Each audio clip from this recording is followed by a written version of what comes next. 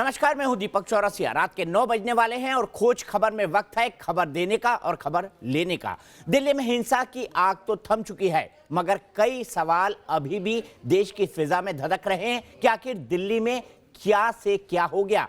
हिंसा में मरने वालों की संख्या 47 तक पहुंच गई है। झकझोर देने वाला मंजर यह है कि गोकुलपुरी नाले से लाशें निकाली जा रही हैं। रविवार को भी नाले से 3 लाशें निकाली गई। हालांकि अभी तक इन लाशों की पहचान नहीं हो पाई है। दिल्ली पुलिस ने 334 एफआईआर दर्ज की है। 800 से ज्यादा लोगों की धरपकड़ हुई है और 33 आरोपियों की गिरफ्तारी हो चुकी है। लेकिन सबसे बड़ा सवाल यही है कि दिल्ली में किसने लगाई आग और दिल्ली पुलिस से कहां हो गई चूक। देश को हिलाकर रख देने वाली दिल्ली हिंसा पर राजनीति कहां खामोश रहने वाली थी। विपक्ष दल बल के साथ संसद में सरकार पर चढ़ाई करता नजर आया। जैसे ही सदन की कार्रवाई शुरू हुई तो हंगामा परवान पर पहुंच गया। कांग्रेस सांसद गृह मंत्री अमित शाह के इस्तीफे की मांग को लेकर वेल में पहुंच गए। पोस्टर लहराए गए, नारेबाजी की गई। एक बार फिर बीजेपी और कांग्रेसी सांसदों के बीच लोकसभा में धक्का मुक्की के आरोप लगे। दरअसल बीजेपी सांसद संजय जायसवाल सदन में बोल रहे थे, तभी कांग्रेस के गौरव गोगोई, रणवीर सिंह बिट्टू गृह मंत्री का इस्तीफा दो वाला बैनर लेकर सत्ता पक्ष की सीटों के पास पहुंच गए, जिन्हें बीजेपी सदस्यों ने वापस जाने को कहा। मगर देखते ही देखते नौबत धक्का मुक्की तक पहुंच गई। कुल मिलाकर आज की कार्रवाई हंगामे की भेंट चढ़ गई और आगे कामकाज हो पाएगा कहना मुश्किल है। कांग्रेस की अगुवाई में विपक्ष का आरोप है कि जब दिल्ली जल रही थी तब सरकार सो रही थी। दिल्ली में हिंसा की आग भड़की, मगर कुछ बयान बहादुर अभी भी उकसाने वाली हरकतों से बाज नहीं आ रहे हैं। कई सवाल हैं जिनकी तह तक जाना जरूरी है। आज इसी मुद्दे पर बहस होगी और हम बात को आगे बढ़ाएंगे। 3 सवाल आज महत्वपूर्ण रहेंगे डिस्कशन पर। विपक्ष का आरोप है कि दिल्ली जलती रही और सरकार सोती रही। क्या वाकई में ऐसा हुआ? इस पर भी हम बात करेंगे और विश्लेषण करेंगे कि कल की अफवाह को दिल्ली पुलिस ने रोक लिया, लेकिन जब हिंसा 3 दिन तक होती रही तो वो सड़कों पर क्यों नजर नहीं आई। यही आरोप दिल्ली पुलिस पर कई तरह के संगठनों, पॉलिटिकल पार्टीज और कुछ लोगों ने लगाए हैं जो पीड़ित हैं। साथ ही साथ हम बात करेंगे ताहिर हुसैन कहां गायब है। आम आदमी पार्टी के वो पार्षद जो कह रहे थे कि तुरंत पुलिस के सामने पेश होऊंगा। इतनी बड़ी अनुशासित पार्टी के इतने अनुशासित सिपाही जिन्होंने अपने घर में दंगों का पूरा साजो सामान इकट्ठा कर रहा था, आम आदमी पार्टी अब पल्ला झाड़कर उनसे क्या बच जाएगी। साथ ही साथ बात होगी बयान बहादुरों की। कपिल मिश्रा ने जो किया वो बिल्कुल ठीक नहीं था। न्यूज नेशन ने उसकी बात का कभी समर्थन नहीं किया, लेकिन अब कैसे बयान आ रहे हैं, किन किन लोगों की तरफ से आ रहे हैं, किन किन तरफ से आ रहे हैं, इस पर विश्लेषण होगा। बात होगी उन लोगों से जो आज प्रसन्न हैं, आह्लादित है और ये कह रहे हैं कि चलिए एक लड़ाई पूरी हो गई। क्या वाकई में दिल्ली को और देश को दहलाने की साजिश हो रही है और इस साजिश के पीछे कौन है, इसका भी विश्लेषण होगा। हमारे साथ कई सारे खास मेहमान जुड़े हुए हैं। हमारे साथ वेद भूषण साहब हैं जो कि रिटायर्ड एसीपी हैं दिल्ली के, दिल्ली पुलिस से जुड़े हैं और उनसे हम जानेंगे कि दिल्ली पुलिस आखिरकार दिल्ली में नाकाम क्यों रही। बहुमूल्य पटनायक जो हमारे सीपी साहब थे, ऐसा उनके बारे में कहा जा रहा है कि जब दिल्ली जल रही थी तो वो पुलिस हेडक्वार्टर में बैठकर एक मीटिंग ले रहे थे। ऐसा क्यों, ये भी समझेंगे। अमित साहनी सुप्रीम कोर्ट के वकील हमारे साथ हैं, वो हमारे साथ जुड़े हुए हैं क्योंकि शाहीन बाग, इस पूरे विवाद की जड़ शाहीन बाग, वो चिंगारी जिसने दिल्ली को जला दिया, वो अभी तक वहां पर 144 लगी है। मैं ये भी पूछूंगा पुलिस से, 144 लगे होने के बाद भी प्रदर्शनकारियों को वहां से क्यों नहीं हटाया जा रहा। बड़ा शांतिपूर्ण प्रदर्शन है जिसने जाफराबाद और दिल्ली को पूरी तरह से जला कर रख दिया। Prem Shukla spokes person Bharatiya Janata party के हैं, उनसे मेरे बड़े तीखे और कड़े सवाल होंगे। अखलाक अहमद खान साहब है, कांग्रेस के लीडर हैं, जनरल सेक्रेटरी रह चुके हैं दिल्ली प्रदेश कांग्रेस कमेटी में। इनकी पार्टी अमित शाह का इस्तीफा मांग रही है, लेकिन सोनिया गांधी ने भी रैली में कहा था अमित शाह को और दिल्ली सरकार या फिर केंद्र सरकार को आज मैं डिफेंड करने के लिए नहीं बैठा हूं। लेकिन इनकी पार्टी ने भी रामलीला ग्राउंड में कहा था कि लोगों को अब आर पार की लड़ाई लड़ने के लिए सड़कों पर उतरना पड़ेगा। क्या मकसद था कांग्रेस पार्टी का, ये जानेंगे। घनेंद्र भारद्वाज आम आदमी पार्टी के स्पोक्स पर्सन हमारे साथ है, विनोद बंसल साहब स्पोक्स पर्सन वीएचपी के हमारे साथ है, डॉक्टर शोएब जमई मुस्कुरा रहे हैं। डॉक्टर जमई साहब, एक मिशन तो आपका पूरा हो गया। आप चाहते थे कि लोग सड़कों पर उतरे, आपने शाहीन बाग किया, उसके बाद जाफराबाद में जबरदस्ती होने लगी, फिर एक भीड़ आई 10,000 की, एक डीसीपी को अधमरा कर दिया, एक एसीपी को मार दिया और एक कांस्टेबल की भीड़ ने जान ले ली। शांतिपूर्ण प्रदर्शन है, बहुत शांतिपूर्ण। सर ऐसी शांति मैंने आज तक नहीं देखी। नहीं, बिल्कुल 70 दिनों से तो शांतिपूर्ण ही चल रहा था। ये जाफराबाद में सड़क क्यों घेरने बैठ गए शोएब जमी साहब? मैं जानना चाहता हूं आपसे। 2 दिन के लिए जब वो ट्रम्प साहब आए थे तो ऐसी क्या जल्दबाजी हो गई थी कपिल मिश्रा और उनके पूरे मुझे बताइए जाफराबाद में सड़क क्यों घेरी? जवाब दीजिए ना, जवाब दीजिए। जाफराबाद में सड़क क्यों घेरी? जवाब दीजिए। भाई सड़क तो शाहीन बाग में भी घेर रखी गई है। तो ठीक है ना, आप बता रहे थे। इसका जवाब दीपक जी, मैं इसका जवाब देना चाहूंगा। मैं क्यों नहीं, उनको शोएब जमी को खत्म कर लेने दीजिए। जाफराबाद को दोनों अपनी प्राइवेट विनोद भाई, मैं आऊंगा आपके पास, आऊंगा। डॉक्टर शोएब जमी से शुरू करना चाहता था क्योंकि ये इस आंदोलन से जुड़े रहे हैं, शाहीन बाग के आंदोलन से, बहुत शांतिपूर्ण। और महात्मा गांधी ने तो जिसके आइडियल पर आप चल रहे हैं डॉक्टर शोएब जमी, आप खुद पढ़े लिखे आदमी हैं, चौरा चौरी में हिंसा हुई थी तो उन्होंने अपने आंदोलन को वापस ले लिया था। बड़ी सदाशयता होती कि आप कहते हैं कि भाई अब नहीं जलाएंगे, अब अगर कुछ हुआ है हमारे चलते ऐसा तो अब नहीं जलाएंगे, शाहीन बाग को थोड़े टाइम के लिए हम स्थगित करते हैं। आप ये कह सकते थे, नहीं कहा आपने, दीपक क्योंकि आपका मोटिव कुछ और है। उस पर हम बात करेंगे आगे। बताइए, जवाब दीजिए, फिर मैं वेदभूषण जी के पास जाऊंगा और फिर बीजेपी के पास। सुप्रीम कोर्ट के आदेश को मानेंगे, ये पूछ रहे हैं। 1 मिनट आप अनइंटरप्टेड दे, मानेंगे भी या नहीं मानेंगे भी, साथ जवाब ले ले। डॉक्टर भाई जवाब दीजिए, 30 सेकंड। 1 मिनट आप अनइंटरप्टेड दे दीजिए, मैं बात करूं। देखिए, पॉलिटिकल पार्टीज की बात नहीं करेंगे, लेकिन दिल्ली हाई कोर्ट ने रात के 12 बजे सुनवाई करके कहा था कि 3 नेताओं के बयान जो है चलवाए थे बीजेपी के, और उसमें कहा था एफआईआर कब दर्ज हो रही है। दूसरी बात दिखाइए प्रोसीडिंग रात के 12 बजे की, जिसमें कपिल मिश्रा, प्रवेश वर्मा, राम ठाकुर के बयान की बात। अगले दिन आपके एक्टिविस्ट हर्ष मंदर ने वो डाली जो जाते हैं शाहीन बाग, और एक तरफ के बयान क्यों दिखाए? हाई कोर्ट ने हुआ ना, एक ही तरफ के हाई कोर्ट ने दिल्ली पुलिस को फटकार लगाई, दिल्ली हाई कोर्ट ने सरकार को फटकार लगाई। जब सारे फटकार लगाने के बाद अब आप ढूंढना शुरू कर दिए कि भाई किसकी टोपी उसका सर, किसके सर पे हम बिठाएंगे। सवाल ये है, अंकित शर्मा की जान गई हो, रतन लाल की जान गई, हमें दुख है, लेकिन मेहताब मुझे बताइए ना, रतन लाल को 10,000 की भीड़ महफूज अली की भी जान गई थी, उसने क्यों मारा? और फुरकान की भी उसकी मौत जान गई, फैजान और सलमान की भी लोरी से जान गई, मुदस्सर और असफाक की भी मुस्तफाबाद से जान गई, बताइए डॉक्टर आमना की भी सलेमपुर से जान गई, मुबारक हुसैन की भी बाबरपुर से जान गई। उन जवानों का मरने वाला मैं, ये जो मरने वाले हैं उन्हें हिंदू मुसलमान देख रहे हैं, उनके जो है इस्लामिक जिहादी, बताइए ना,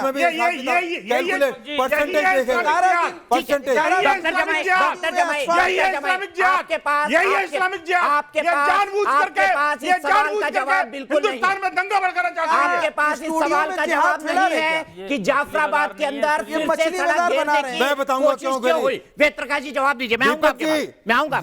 इसका घेरने का रात को 1:30 बजे अमेरिका के प्रेसिडेंट मिस्टर ट्रंप लैंड कर रहे थे, उस टाइम पर जानबूझ के वक्त चुना गया। ये आम बहुत तैयारी के साथ चुना गया। ये मैसेज देना चाहते थे पूरे वर्ल्ड के अंदर कि देखो पुलिस वाले यदि फायरिंग करते और पुलिस की गोली से 50 आदमी मर जाते, यही लोग पानी पी के पुलिस को कोसते और पुलिस को कटघरे में खड़ा करते। जानबूझ के क्रिएट किया गया कि मैसेज जाए पूरे वर्ल्ड की निगाहें, पूरे दुनिया की निगाहें नहीं चाहते थे कि मोदी ट्रंप के अराइवल पर थी। ये मैसेज देना चाहते थे कि हिंदुस्तान के अंदर मुस्लिम सेफ नहीं है। उनकी मंशा ये थी कि एक मैसेज जाए दुनिया के अंदर कि हिंदुस्तान के अंदर मुस्लिम महफूज नहीं है। ये निर्दयी पुलिस, दिल्ली पुलिस गोली चला रही है। एक आदमी एक डंडे के साथ में, एक शाहरुख नाम के आदमी के साथ में बंदूक से, कपिल मिश्रा का बयान ठीक था नहीं था, ये बताऊंगा, वो भी बताऊंगा, बोल चुका हूं पहले। डॉक्टर बीच में बोलेंगे दिक्कत होगी, विरोध जी मैं रोकूंगा आपको। सबसे पहले प्रेम शुक्ला जी के पास जाऊंगा। डीसीपी के ऊपर हमला करके की थी पहली हिंसा, उस पूरे एपिसोड में अगर देखोगे तो पहली हिंसा जो है अगर किसी इस्लामिक जिहादियों ने की थी तो डीसीपी को घायल किया था बुरी तरह से, और उसके बाद एसीपी को घायल किया, और उसी दिन रतन लाल की हत्या हुई। आप मुझे बताइए, आईबी को उस अधिकारी को मारता है प्रेम शुक्ला जी, और क्या होगा? प्रेम शुक्ला जी, सीधा सवाल आपसे, क्यों दिल्ली पुलिस 3 दिन तक सोती रही?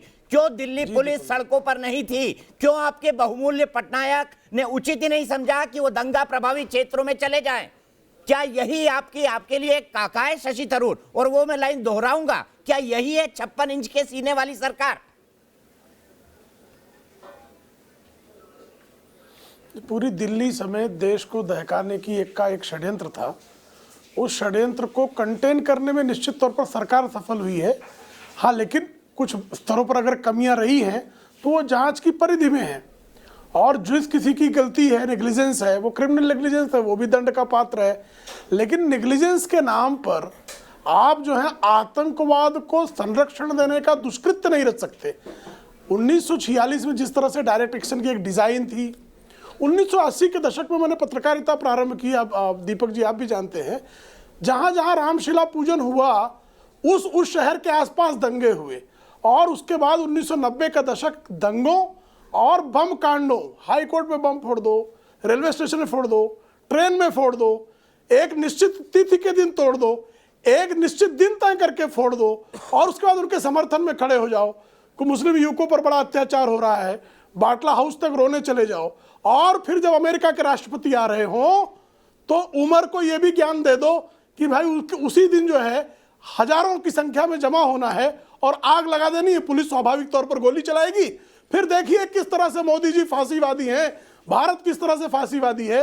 इसके पाकिस्तान द्वारा संयोजित षड्यंत्र के आज भी मोहरे आग लगाने का दुष्कर्म कर रहे हैं, लेकिन देश सावधान है। ऐसे आतंकी इस्लामिक स्टेट से लेकर जो ताहिर हुसैन तक की जो कड़ी है, उन कड़ियों को तोड़ेंगे।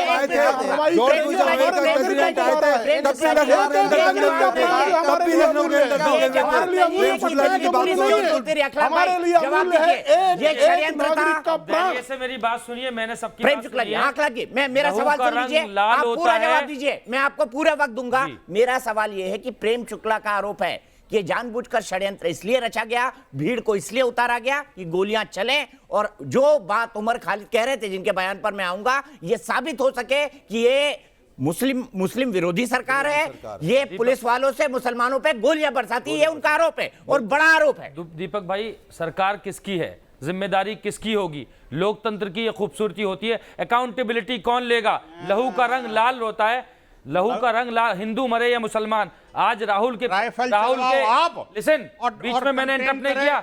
ये आपके पास आ रहा हूं, अखलाक के बाद आप ही के पास आऊंगा, अखलाक के बाद आप ही के पास आऊंगा। विनोद भाई, सुनाई नहीं पड़ता है, सुनाई नहीं पड़ता है। राहुल के पिता ने कहा करते रहे, वहां पे कपिल मिश्रा जो है अपने फादर का बर्थडे मना रहे थे और वहां दंगा करके वो सो गए। कपिल मिश्रा को क्यों नहीं अरेस्ट किया? क्यों आज तक कपिल मिश्रा को डिटेन क्यों नहीं किया गया? और दूसरी बात, कमाल की बात है, कपिल मिश्रा ने क्या गलत किया मुझे बता दो। मिश्रा ने कपिल मिश्रा ने ऐसी कौन सी गलती की? दिल्ली जलती रही, कपिल मिश्रा ने ऐसी कौन सी आपने मेरे सवाल का जवाब नहीं दिया। मेरा सवाल डॉक्टर साहब आप दे दीजिए जवाब। अखलाक भाई, आपने मेरे सवाल का जवाब नहीं दिया, या कोई भी आपने मेरे सवाल का जवाब। अखलाक क्या साजिश ये थी कि सड़कों, लोगों को सड़कों पर उतारा जाए, पुलिस को प्रोवोक किया जाए, जिस तरह से डीसीपी की लिंचिंग की गई, जवाब में पुलिस गोलियां चलाए और लोग मरे, और उसके बाद आप कहें कि मुसलमानों पर अत्याचार हो रहा है। ये साजिश थी, ये साजिश थी। सोनिया गांधी, राहुल गांधी, प्रियंका ने, अरे भैया किसके अंडर होता है?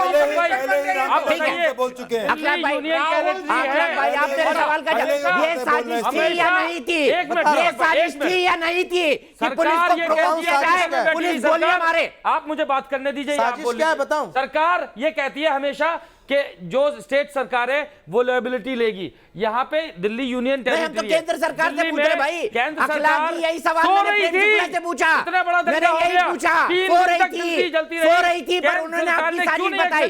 विनोद बंसल जी, क्या ये साजिश थी? वो घनेंद्र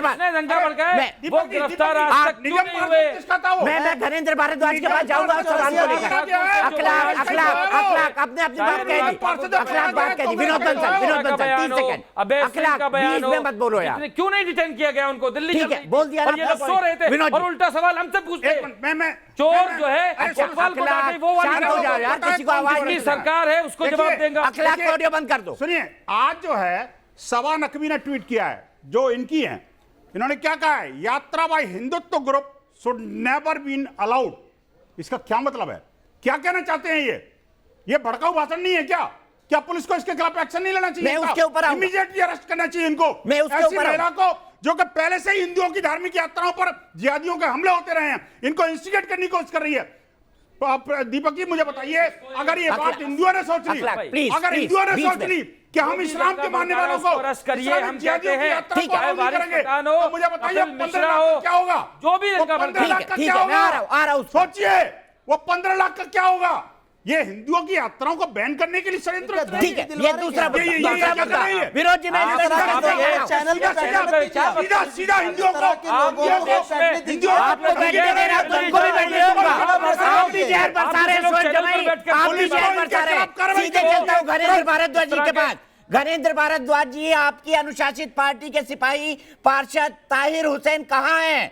वो तो कह रहे थे मैं 2 घंटे में पुलिस के पास चला जाऊंगा, जांच के अंदर शामिल हो जाऊंगा। आपके बड़े बड़े नेता उनको कवर फायर दे रहे थे, उनको शेल्टर कर रहे थे। कहां है आपकी पार्टी के अनुशासित सिपाही जो अरविंद केजरीवाल से लेकर संजय सिंह, अमानतुल्लाह खां उस दिन लगातार सबको फोन लगा रहे थे? क्लीन चिट दे चुके हैं पहले ही, कि अभी टेम्परेरी उनको हटाया गया केवल।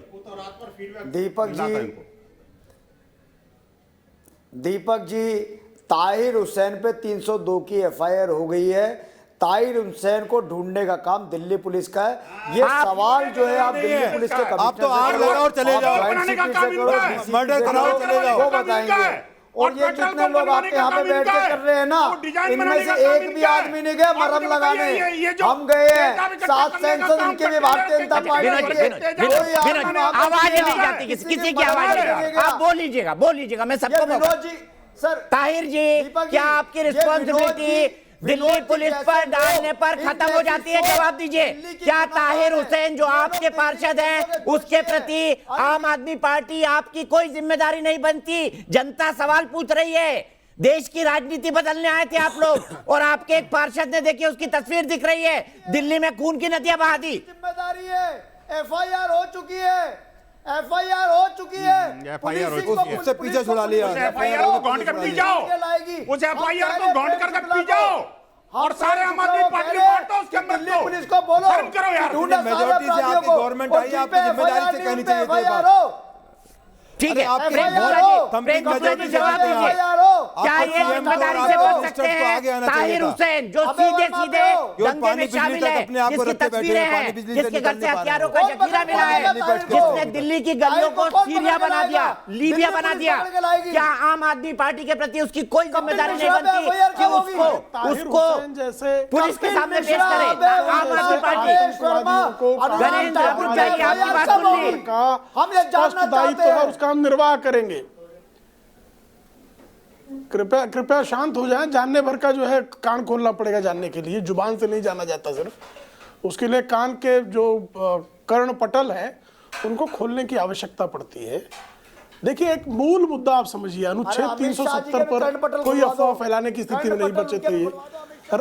श्री राम मंदिर पर किसी प्रकार का ये अफवाह नहीं फैला सकते थे।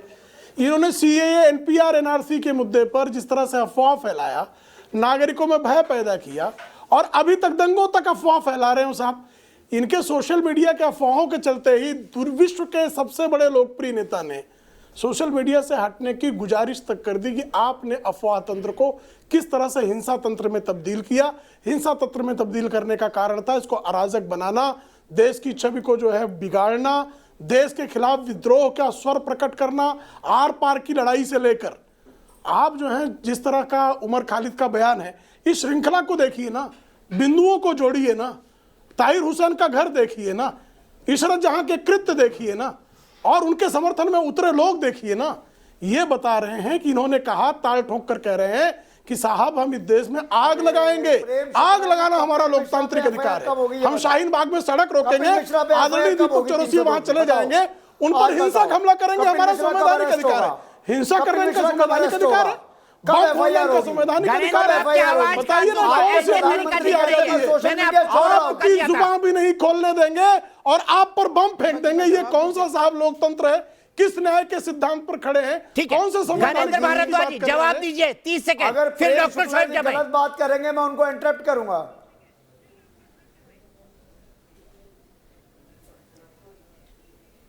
दीपक जी जवाब दीजिए ना। जवाब दीजिए ना सर, आप टाइम ऐसे बर्बाद करते हैं, फिर बीच में बोलना पड़ता है। दीपक जी मैं ये कह रहा हूं कि जो भी दिल्ली के गुनाहगार है, पहले दिन से कह रहे हैं कि उन पे कार्रवाई होनी चाहिए।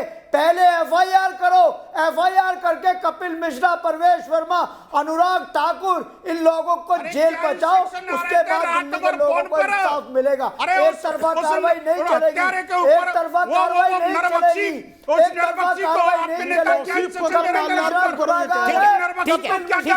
ठीक है, मैं बताता हूं, इस देश का पहला गुनाहगार कौन है? इस देश का और दिल्ली का पहला गुनाहगार वो सोच है जो शाहीन बाग से निकली, जिसने सरकार नहीं देश का विरोध करना सिखाया, जिसने कहा प्रधानमंत्री को मार डालो, गृह मंत्री को मार डालो, वहां बात करने जाए तो आप लोगों को मारो पीटो, वो सोच डॉक्टर शोएब जमाई। और आप आज बहुत खुश होंगे, 2 लाख की भीड़ एड्रेस करी आपने कोलकाता में, खुश होंगे आप।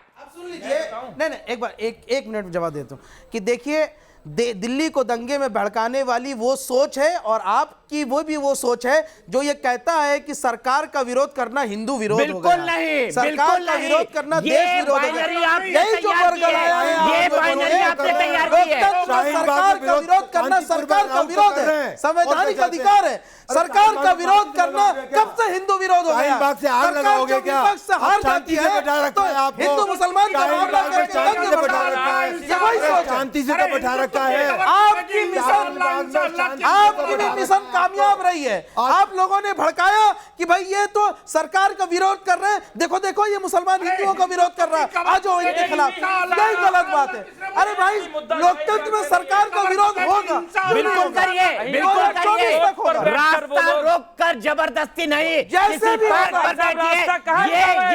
ये ब्लैकमेल नहीं चलेगा, माफ कीजिएगा, तो डॉक्टर शोएब जमाई ये ब्लैकमेल नहीं चलेगा, ये ब्लैकमेल नहीं चलेगा। मैं यहाँ पर फिर कहना चाहता हूँ, मैं यहाँ पर फिर कहना चाहता हूँ, आप सरकार के खिलाफ प्रदर्शन करिए, आप सरकार के खिलाफ बोलिए, आप सरकार के खिलाफ नारे लगाइए, आप सरकार के खिलाफ प्रदर्शन करिए, लेकिन किसी सड़क को रोककर नहीं। भारत का संविधान इसकी इजाजत नहीं देता, कतई नहीं देता। ब्रेक के बाद वापस लौट रहा हूं। और कपिल मिश्रा उनको जेल में डाल दो, प्रवेश वर्मा को जेल में डाल दो, अनुराग ठाकुर को जेल में डाल दो, लेकिन वारिस पठानों, उमर खालिद और उनके जो एमएलए हैं, खान साहब, असदुद्दीन ओवैसी, जो कल कह रहे थे मुसलमानों के जनाजे निकल गए जनाब, निकलेंगे नहीं, निकल गए। अब देखिए शोएब जमाई उसका क्या जवाब देंगे, डिफेंड करेंगे असदुद्दीन ओवैसी को।